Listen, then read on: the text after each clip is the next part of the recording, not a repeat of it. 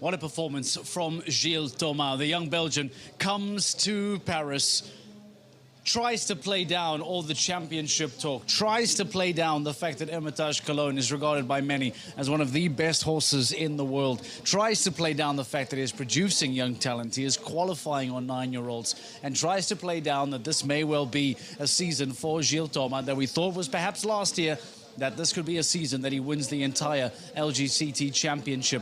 I wonder if now, with another LGCT Grand Prix under his belt, with more maximum points here in Paris, and an even bigger championship lead over Simon Delestre now, if there is belief in Gilles Thomas that this now is the season for him to finally be crowned a Longines Global Champions Tour champion.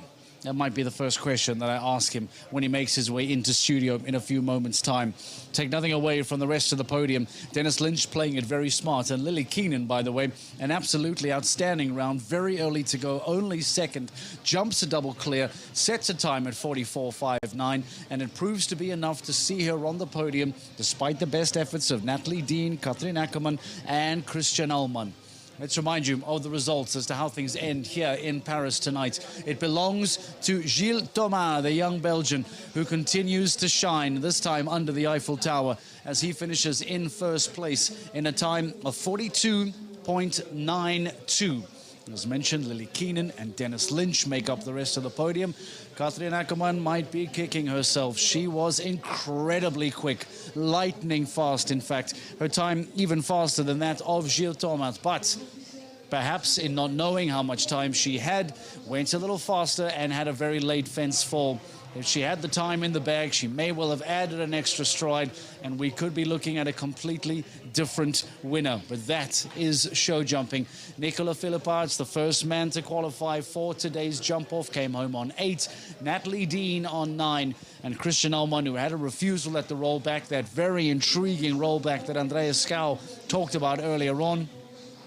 Unfortunately, after the rollback, some time penalties as well. He finishes on 9 penalties and brings up the end of those in the jump-off. Let's give you some deeper insight as to how those rounds go. We will, by the way, in a few moments' time, be joining the podium celebration. In fact, right over my shoulder there is Gilles Thomas, who makes his way in, alongside Lily Keenan, I beg your pardon, and Dennis Lynch. If the podium celebration is ready to go and the top 3 riders are inside the ring, well then, ladies and gentlemen, let's head inside the Paris ring and join the podium celebrations for tonight's Longines Global Champions Tour Grand Prix. 4.59 and Ireland's Dennis Lynch. Dennis had a great record here, and it's another super podium for him. Third with Mr. Boombastic, and a 7th in 2014 with All Star.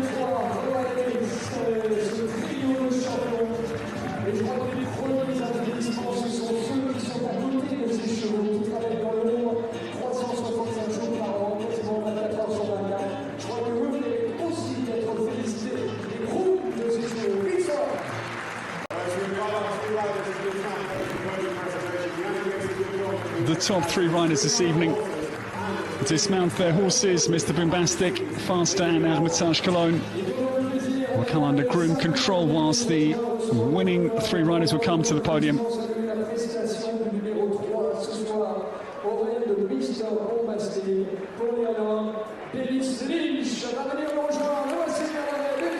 Dennis Lynch comes forward. He's had a remarkable evening once again. He did not go for broke in the jump-off, as if to say Mr. Boombastic is new enough to the level. It's a very strong 3rd place for Ireland's Dennis Lynch. Congratulations. Julie Lynch's Mr. Boombastic is 3rd, 52.7 seconds. This lady, certainly the delight of the crowd here. Lily Keenan comes within touching distance of her maiden win. It is 2nd for Faster. Lily Keenan, 44.59, the reserve champion. But this mighty young talent wins his 2nd Longines Global Champions Tour Grand Prix, the 11th edition. The first Belgian win in our history here. It is Gilles Thomas who wins. Hermitage Cologne's winning time, 42.92. The horse owned by Joris van Dijk here this evening, and bred by Magali Dessal for Gilles Thomas. We stand for the national anthem of the winning combination. Tonight, we listen to the national anthem for the first time here in Paris. It is Belgium.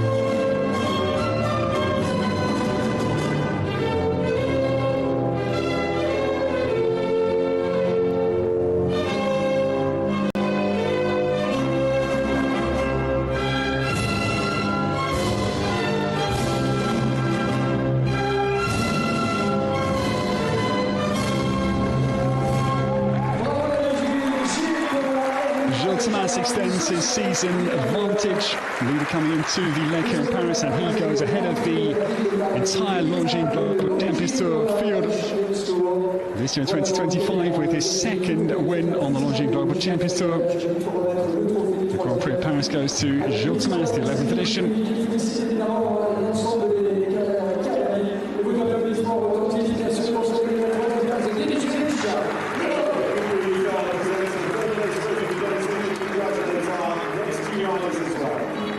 Congratulations to the top three. Virginie Coupery-Eiffel, the president, awards the trophy to third place Dennis Lynch, and I'd like to welcome Jan Tobbs, the president and founder of the Longines Global Champions Tour.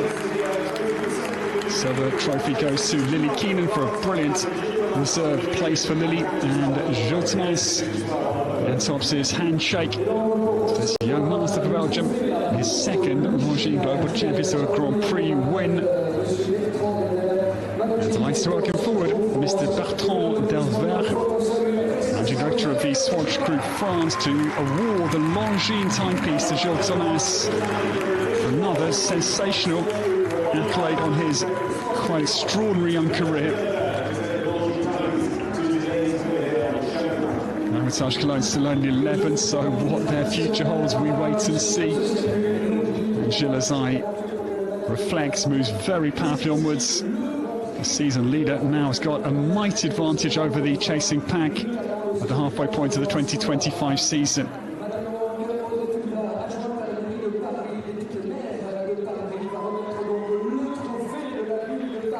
And I'd like to welcome Madame Audrey Poulvard, the Deputy Mayor of Paris.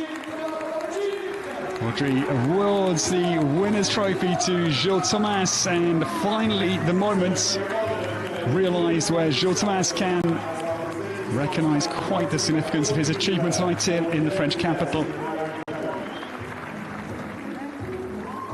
Gilles Thomas winning by about a second and a half of Lily Keenan, and fastest second for the USA. Lily turns to the crowd just underneath the Eiffel Tower. What a superb podium. And again, a real mixture. Dennis Lynch, of course, the senior statesman, and Lily Keenan and Gilles both still in their 20s, and the bubbles can finally open. Gilles Thomas has avoided the spray so far. I hope Dennis Lynch gives him a thorough dousing.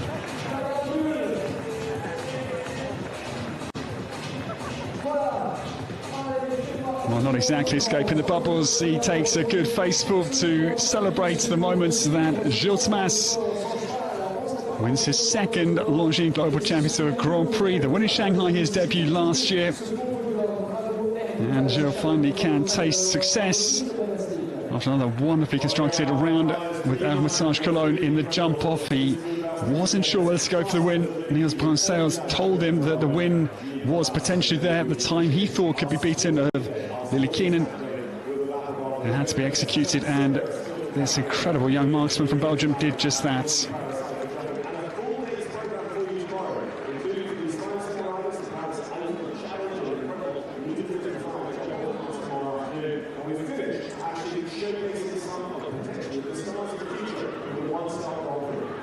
Il faut rester bien sûr pour voir son petit Serra. Well, thank you to our presenting party, Virginie Cupry, IFO Jan Tobbs, Monsieur Bertrand Delver, Madame Audrey Pouvin. And we come to the much anticipated lap of honour to celebrate what has been a marvellous evening of world-class horse sports.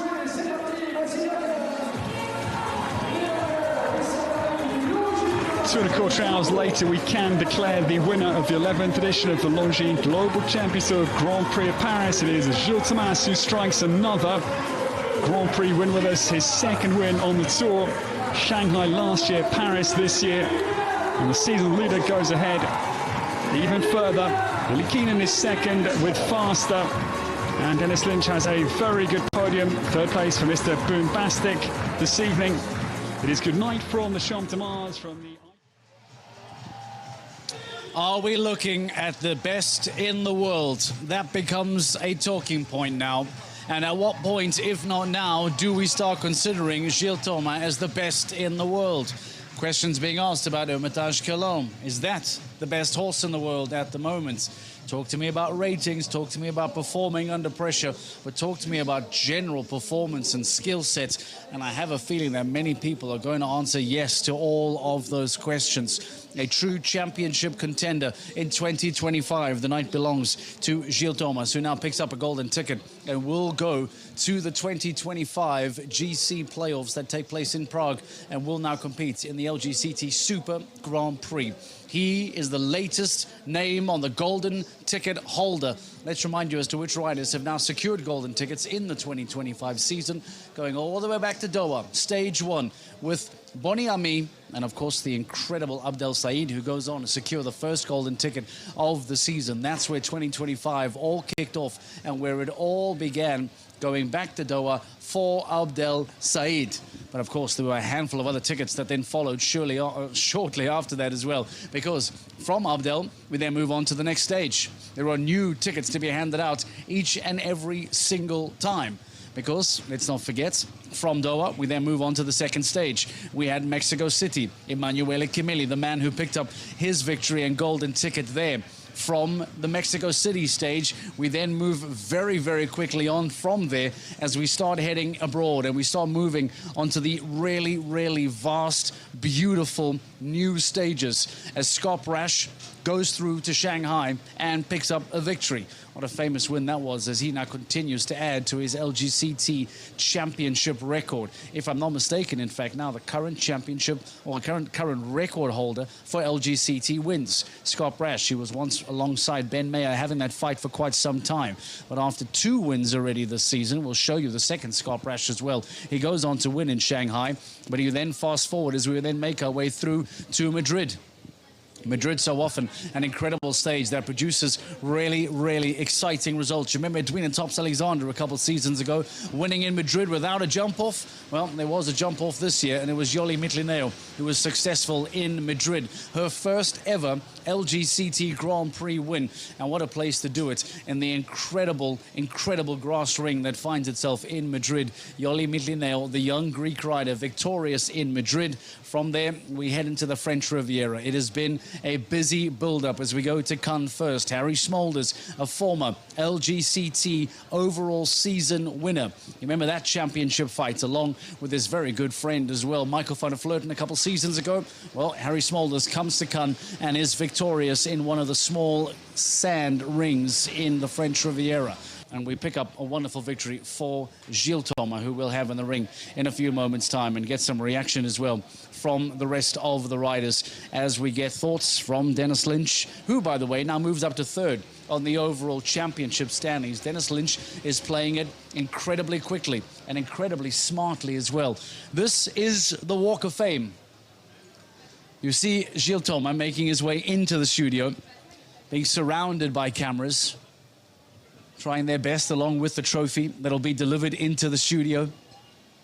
There we see second place finish, Lily Keenan as well, by the way, as she prepares for an interview. We'll chat to her shortly, but the night belongs to that man. The night belongs to Gilles Thomas here in Paris 2025, as it did in Shanghai 2024. A second Longines Global Champions Tour Grand Prix win for this man, as Floss Jones comes to deliver the trophy. I like how you always bring it to me, Floss. Thank you. It's the one moment that I get to be close to this trophy. Gilles Thomas. That is for you. That is for you. You're making a habit of coming to join me in the studio, and I like this very much. Earlier on today, Gilles, I asked you if you are a championship contender. I know you are a very humble man.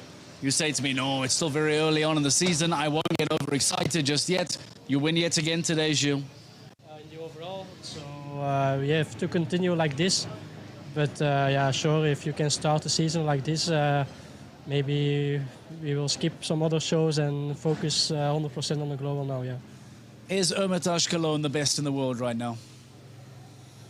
I don't know, but I think for sure one of the best, yeah. The fact that he is only 11 years old, does that make it more scary what he's producing? Because it looks as if he's well beyond that age with way more experience, only 11. What are you producing? What are you working at home that is getting the results out of an 11-year-old like Hermitage to jump this way? Yeah, okay, when he was young he didn't show so much because he was breathing a lot. But he's so clever in his head. That's why actually only last year, and as 10 years old, in May in Madrid, he jumped his first 5-star Grand Prix. He did everything very good, I think also because we built him up very slowly. And it seems to be that every jump off I do with him, I can go a bit faster and a bit faster.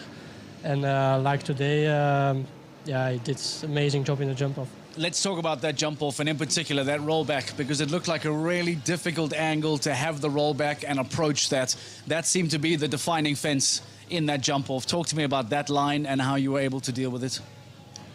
Yeah, okay, like Hermitage has a very good front leg, so you can turn very short to fences with him. He's also very rideable.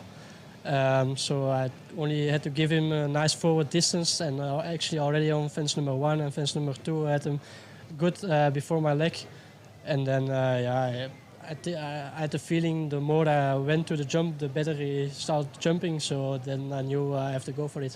When you say you have to go for it, some riders decide to play it conservative. They are either looking for championship points. There's always big prize money on the LGCT shows as well. Is the Gilles Thomas approach, is the style always go for it? Or will there be a stage maybe in a championship year where you think, actually, second or third is a very smart decision? Or is Gilles Thomas's approach always to go for glory? What is the way you decide? It's a good point. In the warm-up, actually, I was thinking a bit about this thing, about the armband. This has a lot of weight to it, Gilles. That's the thing. This has a lot of weight. Talk to me about how this influences what you're thinking. Yeah, no, yeah, and I'm leading the championship, and I knew it was only actually one quick round from Lily. That was clear. So yeah, if I would try to smooth clear round, I would be on the podium again and would be for the championship very good. But on the other end, last year I could ride the Super Grand Prix. And yeah, it was an amazing class to ride, and have now so many good horses, so I really wanted to give it a try to get the tickets, and for that I had to go for the win. Were you surprised that by the time you came into the ring there were only 2 clears going in? Were you could have been the final man to produce a clear? Were you surprised that out of the jump off there was only 2 by the time you were the last man in? Yeah, I was actually quite surprised because yeah, there were many good riders and horses in the jump off. Like I said, there was actually only one fast clear, so it was a hard decision. But Niels Bruinseels, he just before I entered the ring, I asked him, "You think it's possible to get the time of Lily?" And he said, "Just go for it. You will make it easy." And at the end, luckily that I listened to him.